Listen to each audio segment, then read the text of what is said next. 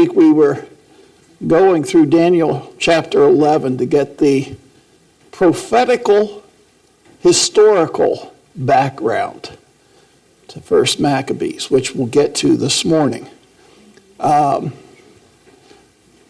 was written a couple of hundred years before all the events that we were looking at took place, which is interesting. But let me just quickly get us back to where we were.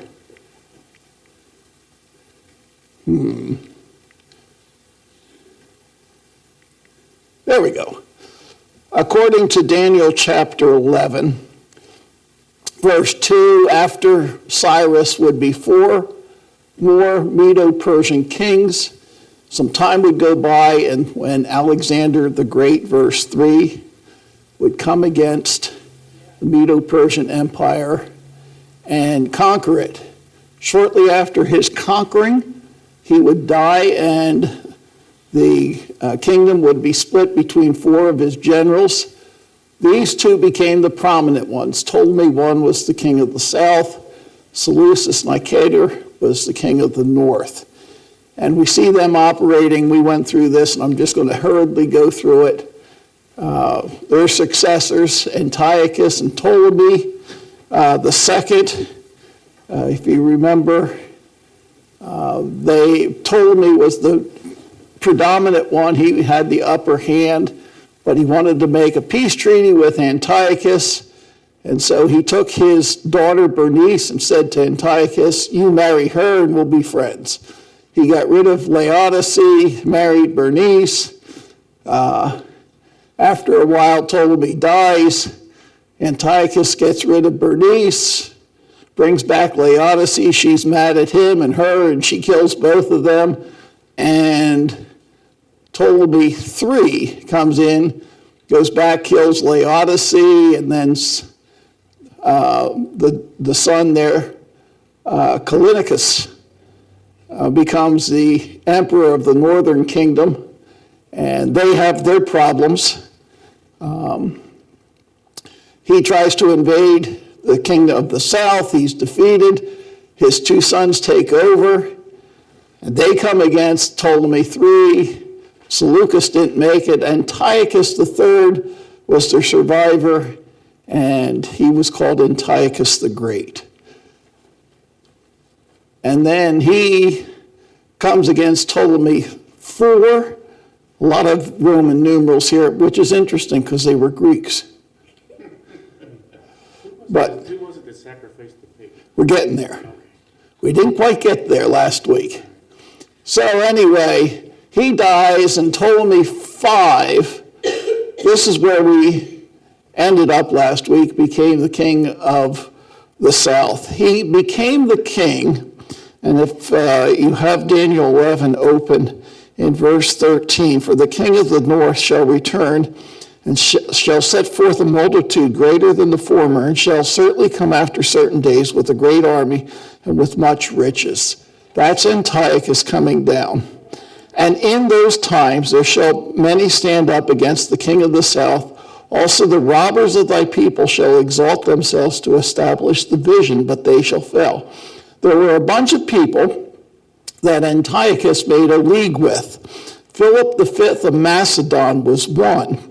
But there were a bunch of Jews that he made a league with that wanted to get rid of the Egyptian lordship over them.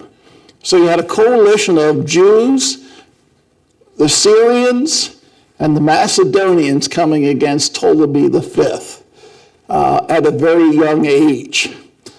Here Rome steps in, and they exerted some control over what was going on.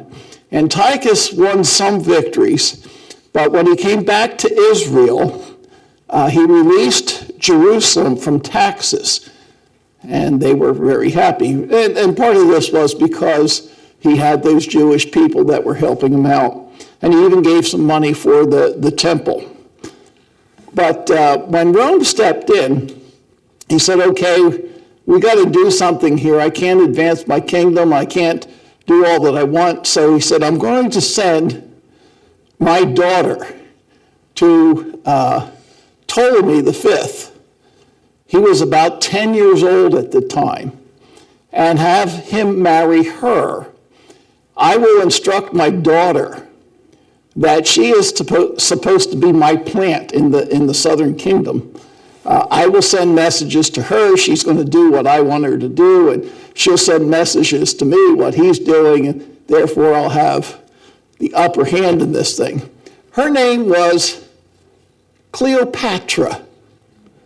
Now, it's not the Cleopatra that you're thinking of. She will come along about 100 years later, the one you're familiar with. But nonetheless, Cleopatra really liked her new husband, and she turned against her father. The plan failed. But that you see in verse 17 here. It says, he also shall set his face to enter with the strength of his whole kingdom, and upright ones with him. Thus shall he do, and he shall give him the daughter of women, corrupting her, but she shall not stand on his side, neither be for him. So that plan didn't work. In the course of time,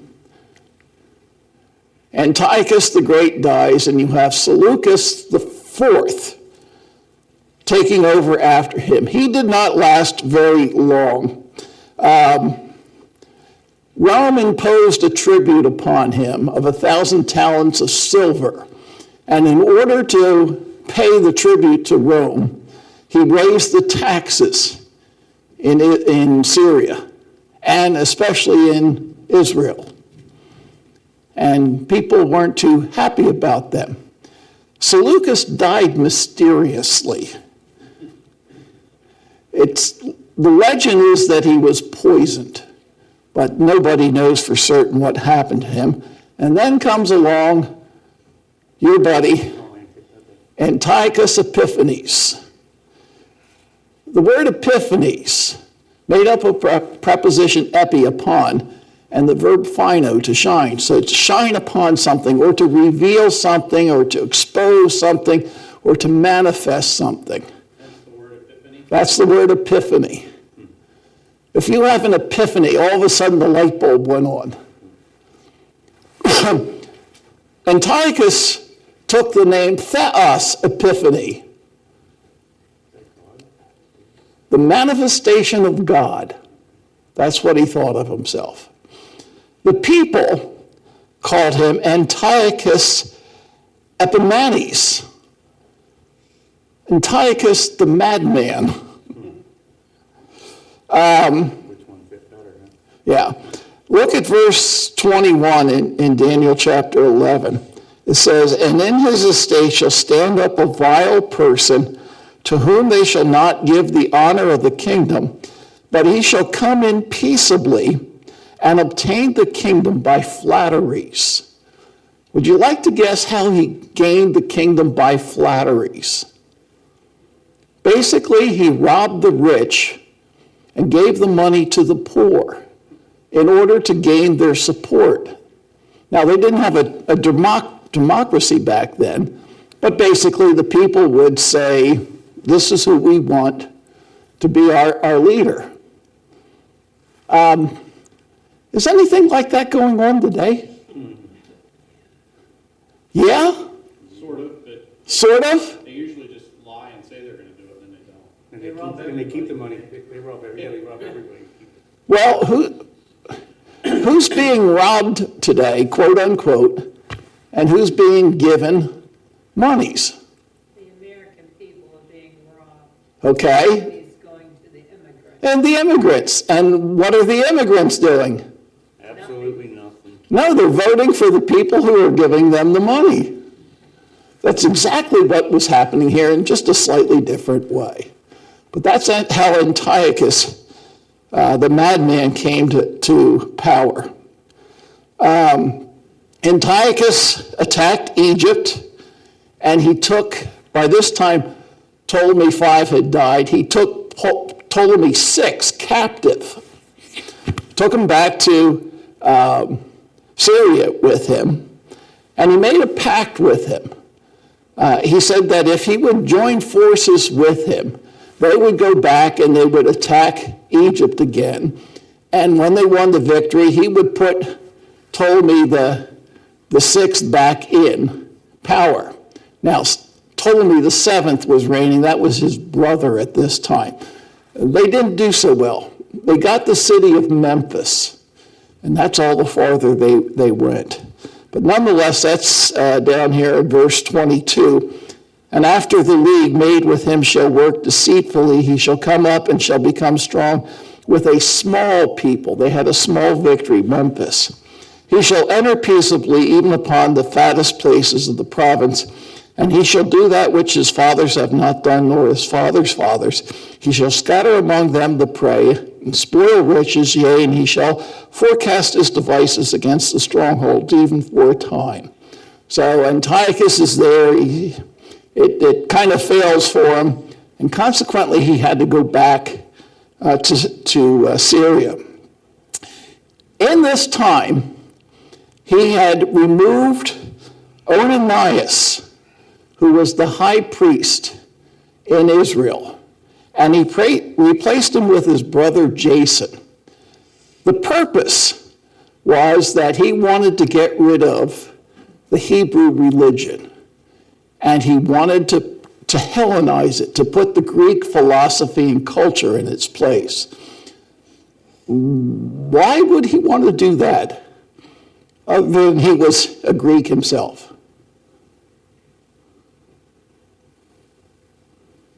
Would he consider himself to be godlike, for one thing? Okay. Part of it was his consideration of being God. So if he was God, then could there have been no other God? So let's get rid of the religion of the Hebrews, get rid of their gods, and we'll put this Jason in, who was ready to do that. He was the brother of Ananias, but he was an apostate. So anyway, while they're fighting down in Egypt, Jason gets word, or gets a rumor, that Antiochus was killed. And so he sets out to take back the high priest from, not Jason, excuse me, I missed it.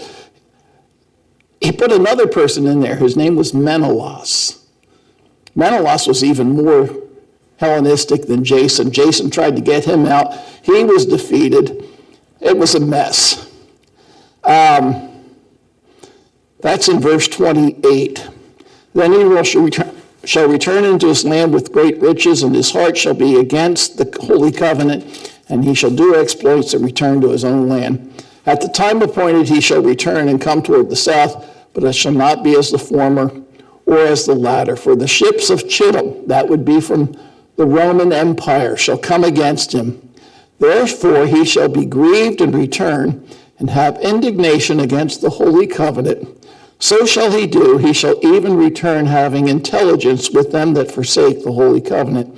And arms shall stand on his part, and they shall pollute the sanctuary of strength, shall take away the daily sacrifice, and they shall place the abomination that makes desolate. When Antiochus comes back, he's upset because he hasn't won. He comes through Israel, and he just lets loose. He's a madman. And consequently, he's mad at Israel and the God of Israel. And so to show his contempt, he desecrates the temple. He had Syrian soldiers who occupied the temple. The people were forced to worship Greek deities. Sacrifices were stopped. All kinds of licentious acts were conducted within the temple, which was common for pagan worship. They sacrificed pigs to the Greek gods. Jews were required to take part in a drunken orgy to the god Bacchus. And Jews who practiced circumcision or observed the Sabbath or possessed the scriptures were executed. And the temple was rededicated to Zeus. I mean, this guy was really after it. One other thing that they did, the Greeks were fond of gymnasiums. Do you know what happened in gymnasiums? Not only was it a place of athletic events, but it was a place of socialization for men. Possibly. All their games, they competed without clothing. That's the way they did it back then, because clothing was encumbering. So if you're going to run a race and you have this, it would be like trying to run a race with a suit on or a dress or something like that. It's encumbering, so they did it in the nude. If you were a Jewish male, Found out real quick. pardon the pun, but you were exposed if you were circumcised. And consequently, only uncircumcised Jews, who therefore were apostate, would seek to enter that, and the ones who did were suspects. And this is what was going on with Antiochus. And then we have here just the last part of it, verse 32. And such shall do wickedly against the covenant, shall corrupt by the flatteries, but the people that do know their God shall be strong and do exploits. And they that understand among the people shall instruct many, yet they shall fall by the sword and by the flame, by captivity and by spoil many days. Now when they shall fall, they shall be helped with a little help, but many shall cleave to them with flatteries. And some of them of understanding shall fall, to try them and to purge and to make them white, even to the time of the end, because it is yet for a time appointed. That's the end of the prophetic history for the immediacy. From here on in, beginning at verse 36, we go to yet future prophecies concerning the Antichrist. Now, Antiochus was a type of the Antichrist that is yet to come. But beginning at verse 36, we're moving ahead in time. So there's a gap of time in between here. And here's where First Maccabees comes in with a little history. Now, I put this map up here. I don't know how well you can see it, but you have the Ptolemies down here in Egypt. You have the Seleucids up here where Antiochus was. And whenever they fought against each other, they came right through Israel. Israel was right in the middle of them. And every time they fought, and they're constantly fighting with each other for supremacy, Israel bore the brunt of it. And finally, basically, they got fed up with it. It's about all that you can do to describe it. They were fed up. Remember what Popeye used to say right before he pulled out his can of spinach? That's all I can stand, and I can't stand it. There you go. That's what they were doing.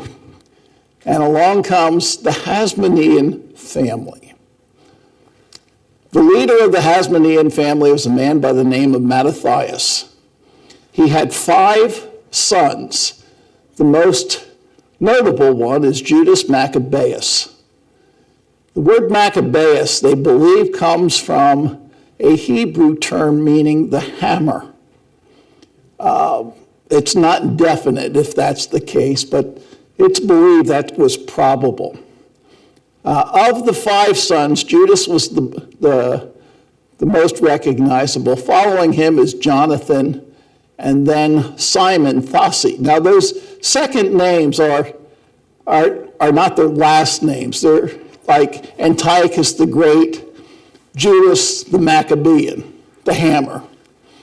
And then as we get down here, Simon has a son, John Hyrcanus, and we'll get a little bit concerning him. But this is the leaders of the Jewish revolt. Now it says here that some of the people would go along with the Greeks. Some of them would not. We read in 1 Maccabees chapter 1, "But many in Israel stood firm and resolved in their hearts not to eat unclean food." Does that remind you of anybody in Scripture? Peter refused in Acts. Okay. But he was told differently, though. Right. The Nazarene vow, they couldn't drink or cut their hair? Nope. Book of Daniel, chapter 1. Oh, okay. Remember? They refused. King Nebuchadnezzar said, "Feed these boys." And they wouldn't eat that. They wouldn't eat that. They said, "We'll just have vegetables and water." You'd have never made it. I would have succumbed. But remember, God enabled them, and at the end of the trial period, they were better off. They were healthier than the Babylonian guys were. There's a lot in 1 Maccabees where they go back in history and say, well, didn't our forefathers do this? And I think this is one of the references to that. They chose to die rather than to be defiled by food or to profane the Holy Covenant, and they did die. What's the difference between 1 Maccabees 1:62 and 63 and Daniel chapter 1? Daniel didn't die Okay, they didn't die. Why didn't they die? because God preserved them. Okay, why did God preserve them? What did they do that God responded to? They sought God's protection. There's no mention of that in 1 Maccabees. Everything in 1 Maccabees, although it recognizes heaven and God, you'll miss the dependence upon that. It's more historical than anything else. And here they say, well, if we're going to die, we'll die. We just won't disobey our religion. And many of them did die. Along comes Mattathias. In 1 Maccabees chapter 2, it says, the king's officers who were enforcing the apostasy came to the town of Modin to make them offer sacrifice. Many from Israel came to them. Mattathias and his sons were assembled. Then the king's officer spoke to Mattathias as follows: "You are a leader, honored and great in this town, supported by sons and brothers. Now be the first to come and do what the king commands, as all the nations and the people of Judah and those who are left in Jerusalem have done. Then you and your sons will be numbered among the friends of the king, and you and your sons will be honored with silver and gold and many gifts." But Mattathias answered and said in a loud voice, "Even if all the nations that live under the rule of the king obey him and have chosen to obey his commandments, every one of them abandoning their religion," note that, "of their ancestors, I and my sons and my brothers will continue to live by the covenant of our ancestors." What's the difference here?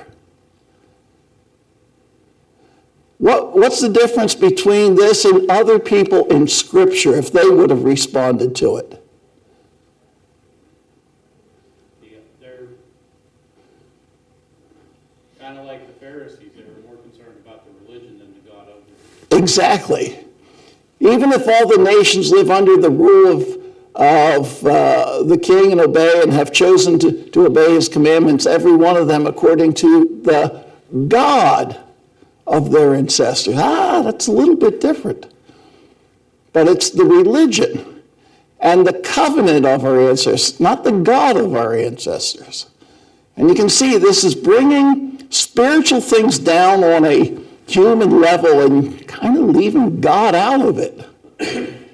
Which is interesting because in our study this morning in the morning message, we will be in 2 Timothy chapter 3, and it says, in the latter days, you'll have all these different people, and then it says, and having a form of godliness, but denying the power thereof. That's these people. Anyway, far be it from us to desert the law and the ordinances and God. We will not obey the king's word by turning aside from our religion to the right hand or to the left. And Mattathias here basically takes control of the people of Israel and says, we're not going to do it. Here's the revolt that's starting. That's all I can stand. I can't stand no more. And he pops out his can of spinach, and off they go. They had a problem, though. It's found in a couple verses later. It was reported to the officers and the soldiers of the king who were in the city of David in Jerusalem that those who had flouted the king's order had gone out to secret refuges in the wilderness. Many hurried out after them, and having caught up with them, camped opposite and prepared to attack them on the Sabbath. The pursuers said to them, enough of this. Come out and obey the king's command, and you will live. But they replied, we will not come out, nor will we obey the king's command to profane the Sabbath. Then the enemy attacked them at once, but they did not retaliate. They neither threw stones nor blocked up their secret refuges, but they said, let us all die in innocence. Heaven and earth are our witnesses that you destroy us unjustly persons. Do you agree or disagree with their decision not to go to battle on the Sabbath? I would disagree. I mean, you have a right to defend yourself no matter what day it is. But on the Sabbath, you can't do any work. When he talks about if the mule would fall into like a canyon, would you not, retrieve your mule? Uh-huh. Would you not go get him? Would you wait till the Sabbath was over? So I don't agree with that. I think you're right. You appreciate that they want to be true to the law. But that's Pharisaical, that taking it to a Pharisaical extent. There is in fact, what Jesus says about that is life is more important than work. Wasn't that with Daniel and the showbread, or same thing? David ate the showbread. David, not Daniel. Yeah, I'm sorry.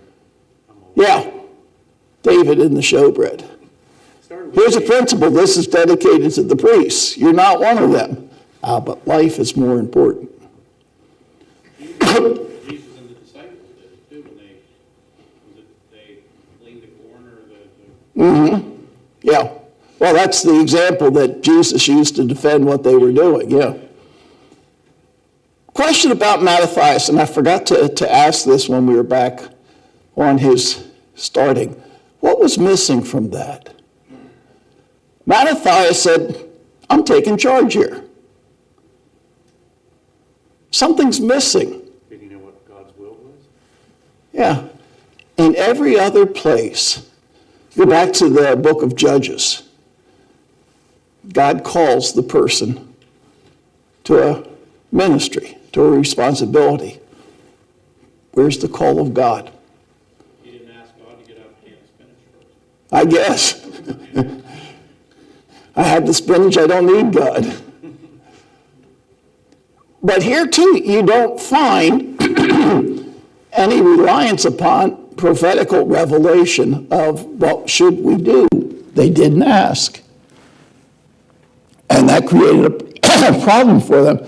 In fact, the next verse says, so the officers and soldiers attacked them on the Sabbath, and they died with their wives, their children, and their animals to the number of 1,000 persons. I would say died unnecessarily.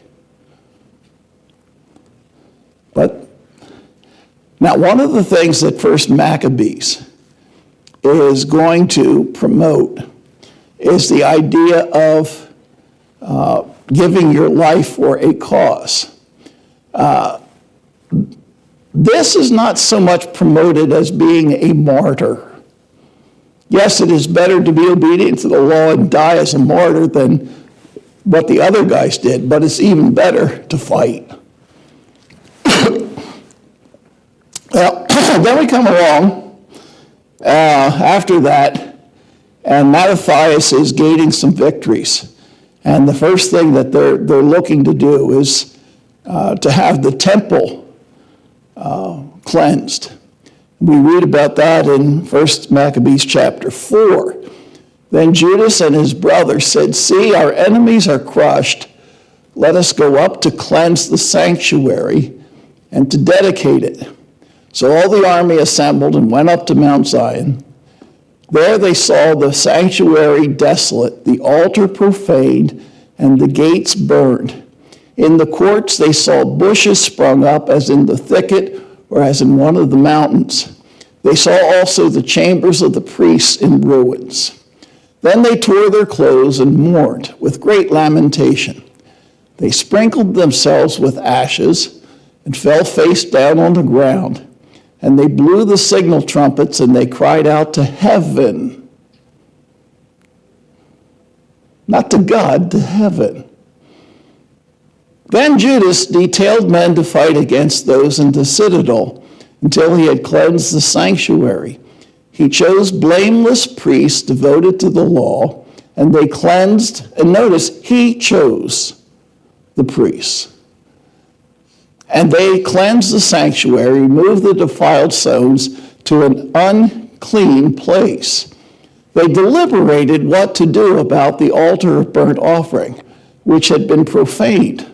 And they thought it best to tear it down so that it would not be a lasting shame to them that the nations had defiled it. So they tore down the altar and stored the stones in a convenient place on the temple hill until a prophet should come to tell them what to do with them. Is there a problem here?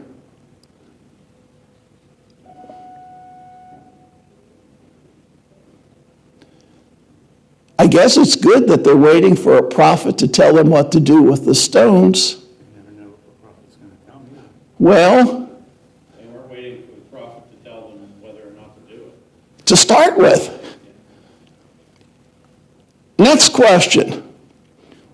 How many prophets have there been recently at this point in time? 0. Exactly. Remember, Malachi is the last book written around somewhere around 400 BC. We're talking 200 BC. So for 200 years, there has not been a prophet in Israel. If they're going to wait for a prophet to come, they got another 200 years to wait. Sounds a little bit like the end of Judges. Everyone did that which was right in his own eyes. And not that these things were necessarily bad things to do, but there's no divine direction given here. Wasn't that the first part of that verse? There was no prophet in Israel and everyone did that which right. There's no king. No king in Israel. I think it was no, or was it prophet? I can't remember the verse. It's, Principle is the same. yeah. They didn't have any guidance. They didn't seek any guidance from God. Now you got, This seems like a good idea. Let's do this. there was no king in Israel. And every man did that which right in his own eyes. Yeah. Okay, so anyway, they did that. Then they took the unhewn stones, as the law directs, built a new altar like the former one. They also rebuilt the sanctuary and the interior of the temple and consecrated the courts. They made new holy vessels, brought the lampstand, the altar of incense, and the table into the temple. Then they offered incense on the altar and lit the lamps on the lampstand, and these gave light in the temple. They placed the bread on the table and hung up the curtains. Thus they finished all the work they had undertaken. Early in the morning on the 25th day of the 9th month, which is the month of Chislev, in the 148th year, they rose and offered sacrifice, as the law directs, on the new altar of burnt offering that they had built, at the very season and on the very day that the nations had profaned it. It was dedicated with songs and harps and lutes and cymbals. All the people fell on their faces and worshiped and blessed heaven, who had prospered them. So they celebrated the dedication of the altar for 8 days. Well, let me finish this. I'll give you the answer as I read on. So they celebrated the dedication of the altar for 8 days, joyfully offered burnt offerings. They offered a sacrifice of well-being and thanksgiving offering. They decorated the front of the temple with golden crowns and small shields. They restored the gates and the chambers for the priests, and fitted them with doors. There was very great joy among the people, and the disgrace brought by the nations was removed. Then Judas and his brothers and all the assembly of Israel determined that every year at the season of the days of dedication of the altar should be observed with joy and gladness for 8 days, beginning with the 25th day of the month of Chislev. No, Yom Kippur is the Day of Atonement.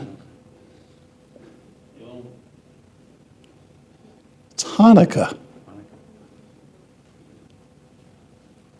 Remember the menorah with 8 candles? That's where this comes from. It was not a God-ordained celebration. It was humanly invented. Now, we celebrate a lot of things, Veterans Day and 4th of July, and there's nothing wrong with that. In fact, when you come to the New Testament, it still talks about the Feast of Dedication. They're still celebrating it a couple hundred years later. Nonetheless, at that time, they fortified Mount Zion with the high walls and strong towers all around to keep the nations from coming and trampling them down as they had done before. Judah stationed a garrison there to guard it. He also fortified Beth Zur to guard it, so that the people might have a stronghold that faced Idumea, which is important coming up, and I just ran out of time. But Idumea is the kingdom of the Edomites, and that will become important next week.